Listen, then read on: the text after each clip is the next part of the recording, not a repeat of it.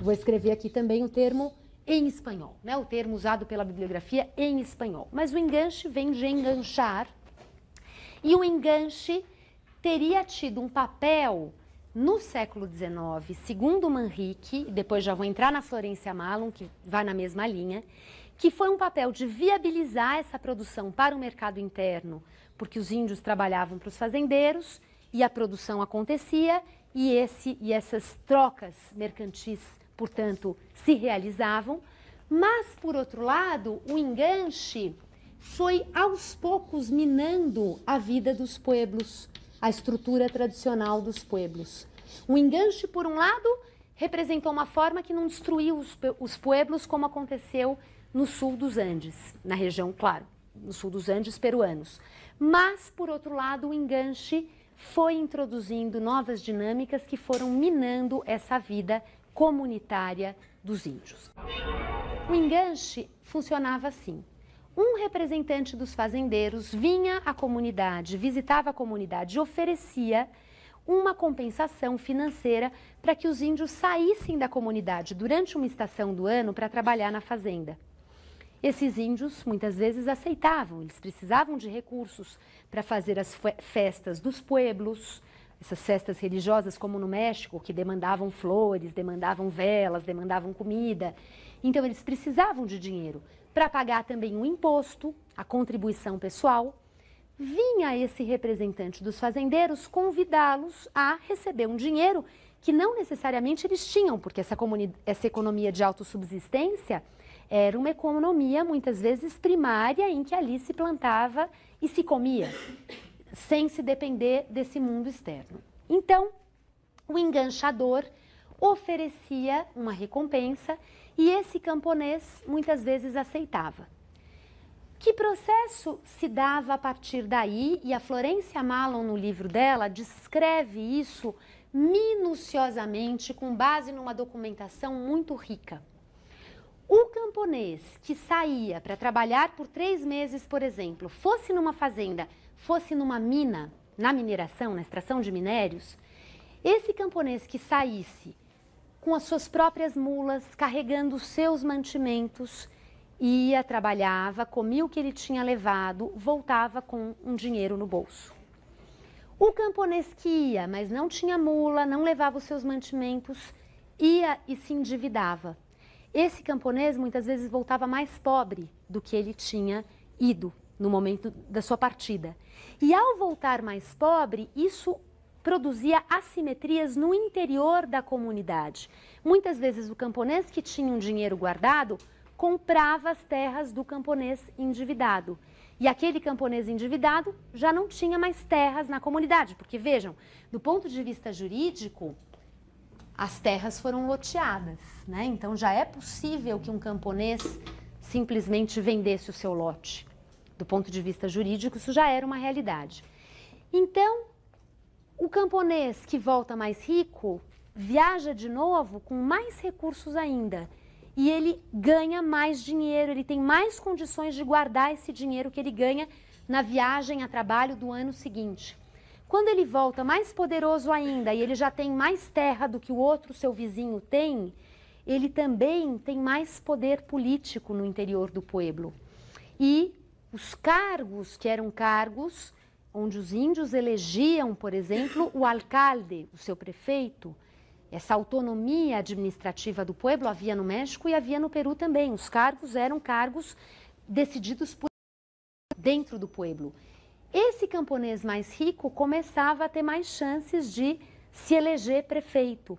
E essa dinâmica vai, portanto, introduzindo uma série de diferenciações socioeconômicas, políticas no interior dos pueblos da Sierra Central, que, por sua vez, vão expressando essa penetração do capitalismo nas comunidades. A chave a partir da qual esses autores explicam essa dinâmica é de uma interação entre o mundo dos Andes, o mundo das comunidades indígenas, o mundo das fazendas e as forças de desenvolvimento capitalista reorganizando, redimensionando certas práticas certas estruturas que conformavam esse universo, sem que ele fosse destruído de uma vez por todas, de uma hora para outra. Ou seja, houve sim uma modernização capitalista, e essa modernização capitalista conviveu com o mundo tradicional. E essa forma de enganchar os camponeses foi o que permitiu as pequenas fazendas prosperarem e, ao mesmo tempo, também deu a possibilidade às comunidades de continuarem vivendo como comunidades indígenas. Mas isso, ao mesmo tempo, foi abrindo caminho para novas dinâmicas, para novas correlações de poder no interior do pueblo, que, ao mesmo tempo, foram dando um novo perfil, um novo contorno para essas comunidades na região da Sierra Central. Onde é que esses autores querem chegar, afinal de contas? Que é a grande questão do nosso curso, né? Isso que eu tenho procurado trazer em cada aula sobre um país diferente. Que a história da modernização e a história da formação desses estados nacionais não é tão simples assim. E que há diferenças regionais, que há negociações, que há dinâmicas que não significam ou é só o capitalismo ou só o anticapitalismo, a tradição, o arcaico, ou é, enfim, a comunidade indígena existe como ela era antes ou ela desaparece. Não, ela não necessariamente desaparece. Tanto é que essa dinâmica vai se estendendo por algumas décadas e ela sobrevive no século XX em algumas regiões da Sierra Central, em algumas regiões. Na região de Pasco, não. Porque a região de Pasco teve um momento de inflexão na sua história, um momento divisor de águas na sua história, que foi o ano de 1901, quando se instalou na região de Cerro de Pasco, dentro da grande região de Pasco, uma empresa chamada Cerro de Pasco Corporation. E a Cerro de Pasco Corporation foi uma empresa de exploração de minérios que chegou ao Peru quando o Peru se recuperava da Guerra do Pacífico. A Guerra do Pacífico acabou em 1884, 1880, 1890 são anos de profunda desorganização interna no Peru. No início do século XX, na passagem do século XIX para o XX, um novo grupo político consegue se organizar no Peru em torno do chamado Partido Civilista. E esse Partido Civilista é um partido que assegura a prosperidade, o bem-estar das elites criolhas em Lima, às custas de abrirem as portas dos recursos naturais do Peru, que são muitos, para investimentos estrangeiros. Então, a virada do século XIX para o XX no Peru é um momento em que o Peru se recupera, mais uma vez, de uma profunda crise econômica que teve relação com a Guerra do Pacífico. E, por outro lado, essa recuperação está ligada a uma abertura do país para as intervenções imperialistas, as intervenções de grandes empresas que vinham em busca dos recursos naturais.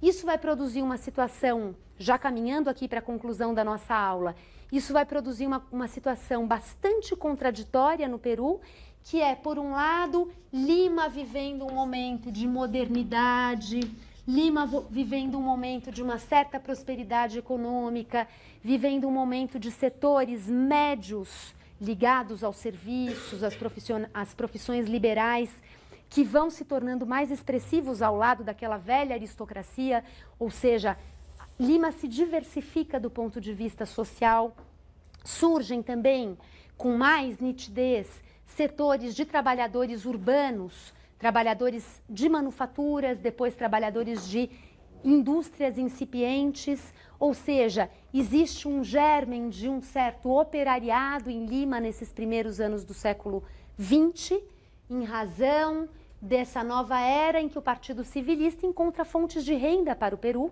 e essas fontes de renda estão, sobretudo, nessa exportação de gêneros primários para o mercado europeu. E depois também para o mercado norte-americano, porque os Estados Unidos vão entrando também esses investimentos estrangeiros que se fazem no Peru. Então, existe uma dimensão do Peru do início do século XX, que é dessa Lima que se diversifica e que se moderniza, e existe uma outra dimensão que é desse Peru andino que recebe intervenções como a da Cerro de Pasco Corporation, onde o que havia na Sierra Central, nessa região, de possibilidade de negociação entre os pueblos e os fazendeiros, o enganchador que vinha, recrutava, mas o camponês voltava para casa depois, voltava para suas terras, ele ainda tinha uma margem de autonomia. Esse tema da autonomia camponesa é fundamental para a história do Peru. O camponês que tem autonomia tem uma condição, o que não tem autonomia, porque não tem terra para plantar, está entregue ao Deus dará. Então, aquele cenário em que as comunidades conviviam com uma certa modernização econômica desaparece com a chegada de uma empresa poderosa que toma terras, que desaloja comunidades e que incorpora essa mão de obra de uma forma bastante autoritária, bastante arbitrária, e as comunidades que estavam perto das propriedades da Cerro de Pasco Corporation são também engolidas, um pouco à maneira da Sierra Sul, da região sul dos Andes peruanos. Isso que acontece em Cerro de Pasco e acontece em outros pontos dos Andes, significa que isso acaba implicando a seguinte situação: as comunidades camponesas continuam tendo essa margem de manobra, de negociação, de sobrevivência, onde não houve grande presença desses investidores estrangeiros que vinham atrás da mineração. E lá onde houve esse tipo de intervenção, as comunidades se desestruturam.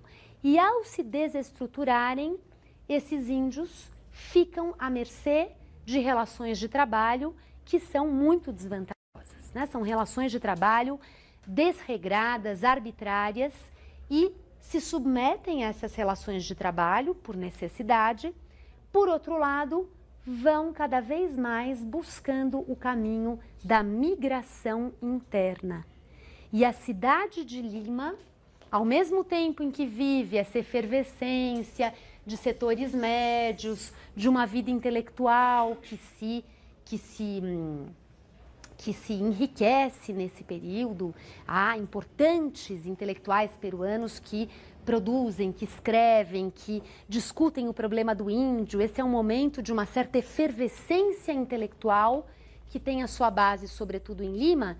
Ao mesmo tempo em que isso acontece, os índios começam a migrar para a capital. E esse êxodo rural, esse êxodo de populações indígenas que saem do campo, que saem dos Andes, em razão desse cenário em que as comunidades não desapareceram de uma vez por todas, mas elas vão sendo, de alguma forma, elas vão sendo asfixiadas, né? Vão sendo estranguladas em algumas regiões, isso favorece o êxodo rural e a cidade de Lima vive uma explosão demográfica que começa aqui de uma forma suave, que começa a ser visível, os índios vão se fazendo visíveis em Lima, mas ainda de uma forma tênue, e a partir da década de 1940, essa explosão é de fato muito, muito intensa, e isso representa um novo capítulo na história de Lima.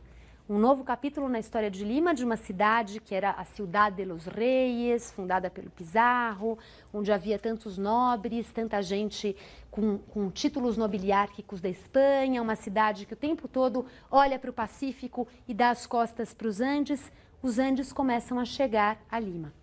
E eu quero fechar essa reflexão dizendo o seguinte: que Lima passa a concentrar uma parte importante da população do Peru, quer dizer, o desequilíbrio demográfico é extraordinário com esse êxodo rural.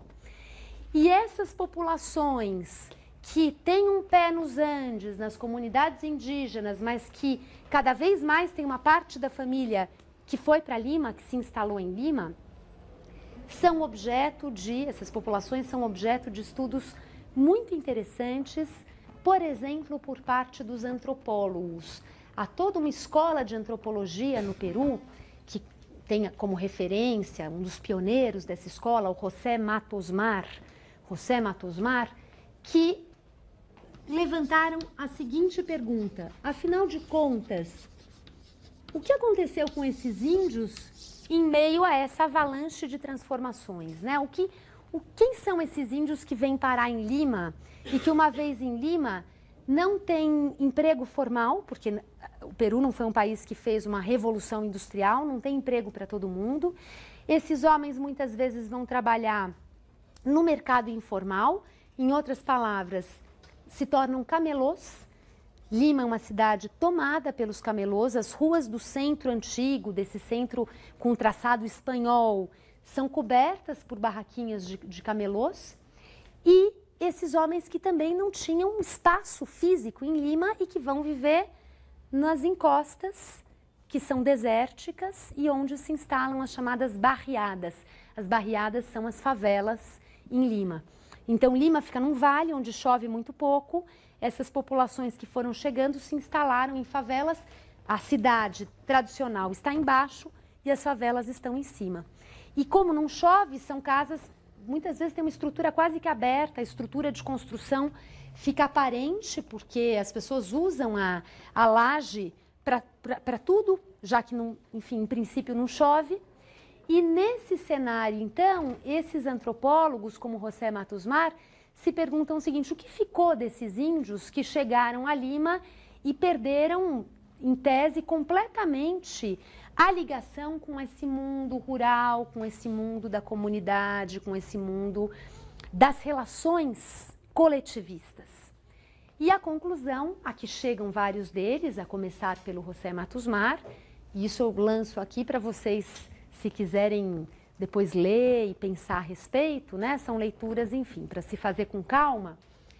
A tese que eles defendem é de que essas populações que migraram dos Andes para as cidades, mas especialmente para Lima, reproduzem na cidade os laços de solidariedade que caracterizavam os pueblos indígenas. Eles reconhecem, portanto, uma sobrevivência de uma forma de vida, de uma forma de pensar o grupo social, o conjunto, a comunidade, que mantém vivas uma série de práticas que são próprias desse mundo dos pueblos indígenas. Ou seja, as comunidades não desapareceram dos Andes, mas elas certamente foram perdendo espaço e, ainda que tenham desaparecido, o índio no Peru é um índio que... É um índio, eu falo índio, mas é um índio mestiço, né? Porque é um índio, enfim, a noção de mestiço aí talvez seja mais adequada, mas que carrega consigo essa experiência do pueblo, das relações comunitárias e que se reproduzem nas barriadas de Lima. Então, esses antropólogos são autores que, em geral, fazem os seus estudos com base nas favelas, nas barriadas, para pensar de que forma essas populações absorveram essa experiência da modernização, que para elas teve especialmente esse sentido de obrigá-las a um deslocamento, né? De obrigá-las a um deslocamento para as cidades. Só a última ressalva, é claro que o José Matos Mar, por exemplo, também foi lá para os Andes, atrás de pueblos que continuaram existindo. Mas foram atrás de pueblos que continuaram existindo, mas que dificilmente, nos tempos contemporâneos, né, isso nos anos 1970, 1980, dificilmente já conseguiam ter assegurada a sua autossubsistência. São pueblos em que as terras já não dão conta da subsistência da população que ali vive. Então, eles precisam dessa relação com o mundo externo. A vida comunitária já não se basta.